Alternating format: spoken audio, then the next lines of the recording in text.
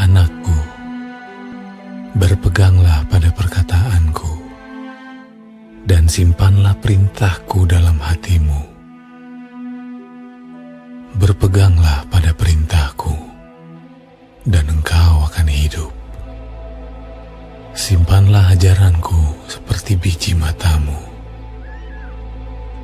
Tambatkanlah semuanya itu pada jarimu, dan tulislah itu pada loh hatimu. Katakanlah kepada hikmat, engkaulah saudaraku, dan sebutkanlah pengertian itu sanakmu, supaya engkau dilindunginya terhadap perempuan jalang, terhadap perempuan asing yang licin perkataannya.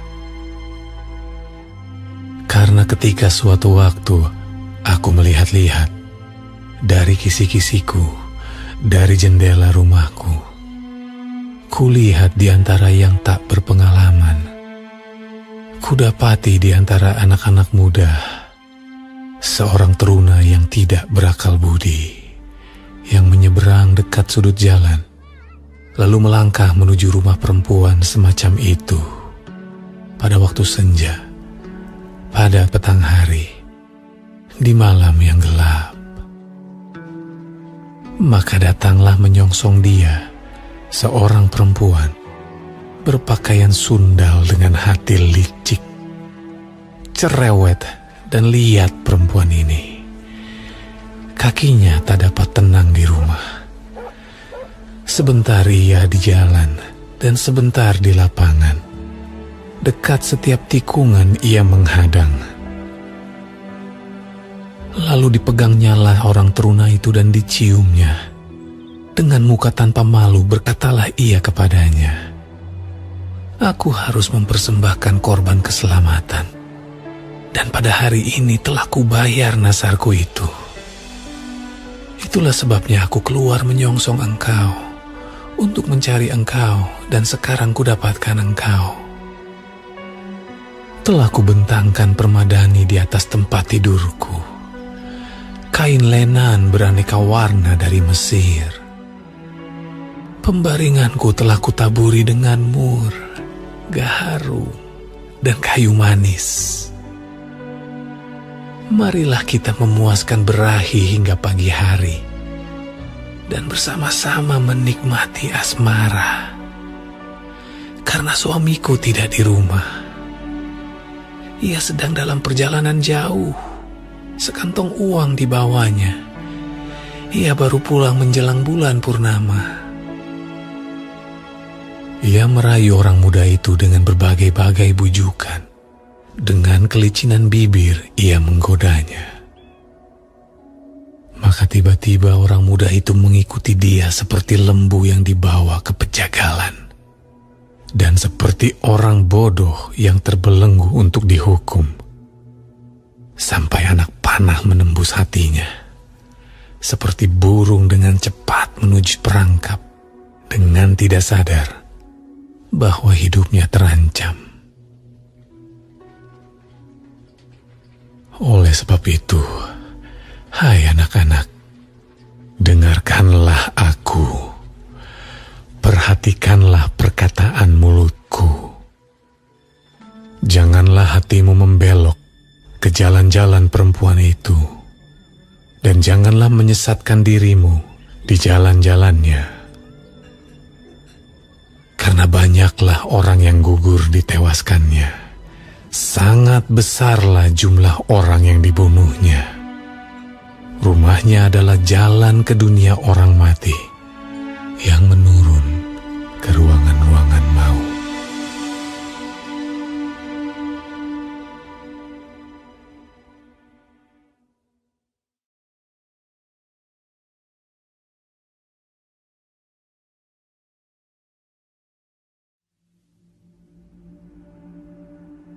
Bukankah hikmat berseru-seru dan kepandaian memperdengarkan suaranya? Di atas tempat-tempat yang tinggi di tepi jalan, di persimpangan jalan-jalan, di sanalah ia berdiri.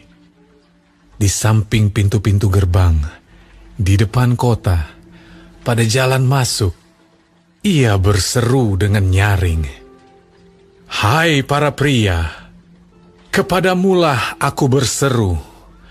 Kepada anak-anak manusia kutujukan suaraku. Hai orang yang tak berpengalaman, tuntutlah kecerdasan. Hai orang bebal, mengertilah dalam hatimu. Dengarlah, karena aku akan mengatakan perkara-perkara yang dalam dan akan membuka bibirku tentang perkara-perkara yang tepat. Karena lidahku mengatakan kebenaran, dan kefasikan adalah kekejian bagi bibirku. Segala perkataan mulutku adalah adil. Tidak ada yang belat-belit atau serong. Semuanya itu jelas bagi yang cerdas, lurus bagi yang berpengetahuan.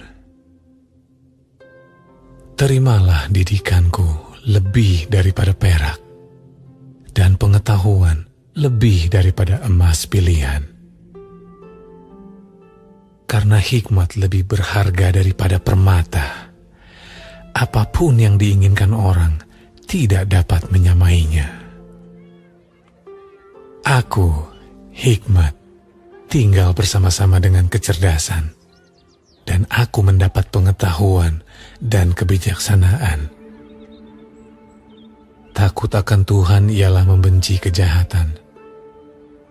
Aku benci kepada kesombongan, kecongkakan, tingkah laku yang jahat, dan mulut penuh tipu muslihat. Padaku ada nasihat dan pertimbangan. Akulah pengertian. Padakulah kekuatan. Karena aku, para raja memerintah, dan para pembesar menetapkan keadilan. Karena aku, para pembesar berkuasa, juga para bangsawan, dan semua hakim di bumi. Aku mengasihi orang yang mengasihi aku, dan orang yang tekun mencari aku akan mendapatkan daku. Kekayaan dan kehormatan ada padaku, juga harta yang tetap dan keadilan. Buahku lebih berharga daripada emas, bahkan daripada emas tua. Hasilku lebih daripada perak pilihan.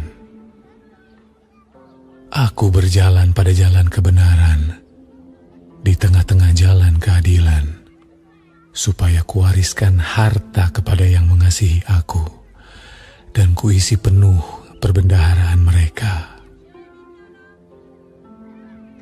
Tuhan telah menciptakan aku sebagai permulaan pekerjaannya, sebagai perbuatannya yang pertama-tama dahulu kala. Sudah pada zaman purbakala aku dibentuk, pada mula pertama, sebelum bumi ada. Sebelum air samudera raya ada, aku telah lahir. Sebelum ada sumber-sumber yang syarat dengan air. Sebelum gunung-gunung tertanam, dan lebih dahulu daripada bukit-bukit, aku telah lahir. Sebelum ia membuat bumi dengan padang-padangnya, atau debu dataran yang pertama. Ketika ia mempersiapkan langit, aku di sana. Ketika ia menggaris kaki langit pada permukaan air samudra raya. Ketika ia menetapkan awan-awan di atas, dan mata air samudra raya meluap dengan deras. Ketika ia menentukan batas kepada laut, supaya air jangan melanggar titahnya. Dan ketika ia menetapkan dasar-dasar bumi, aku ada sertanya sebagai anak kesayangan. Setiap hari aku menjadi kesenangannya, dan senantiasa bermain-main di hadapannya. Aku bermain-main di atas muka buminya, dan anak-anak manusia menjadi kesenanganku.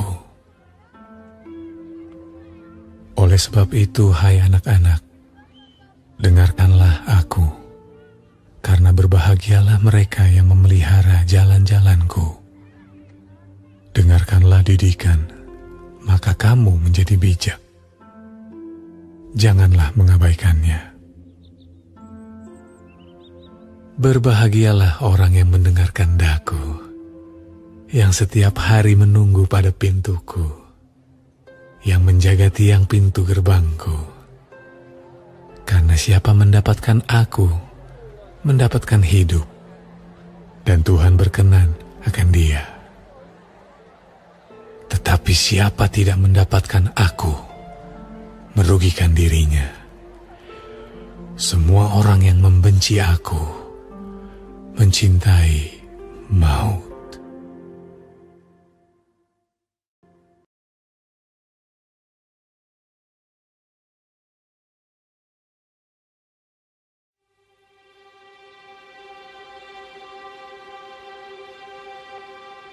Hikmat telah mendirikan rumahnya, menegakkan ketujuh tiangnya, memotong ternak sembelihannya, mencampur anggurnya, dan menyediakan hidangannya.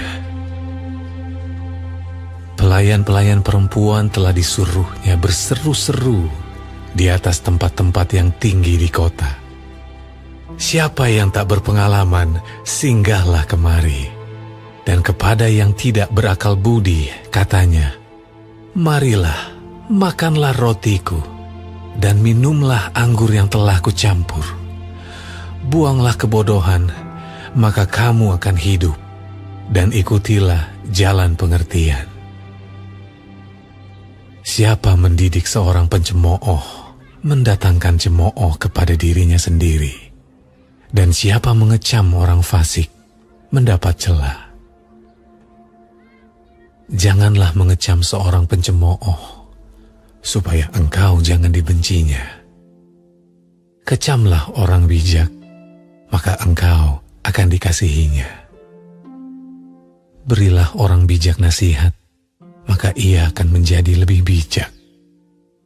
Ajarilah orang benar, maka pengetahuannya akan bertambah. Permulaan hikmat adalah takut akan Tuhan, dan mengenal Yang Maha Kudus adalah pengertian.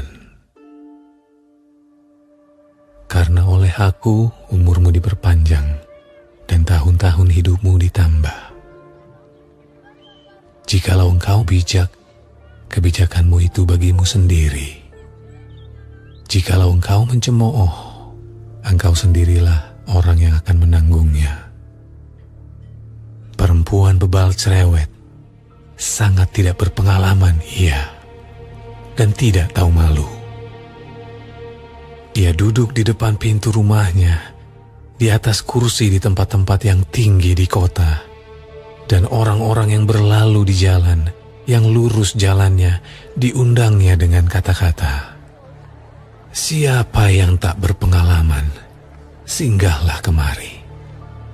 Dan kepada orang yang tidak berakal budi, katanya, air curian manis, dan roti yang dimakan dengan sembunyi-sembunyi, lezat rasanya. Tetapi orang itu tidak tahu bahwa di sana ada arwah-arwah, dan bahwa orang-orang yang diundangnya ada di dalam dunia orang mati.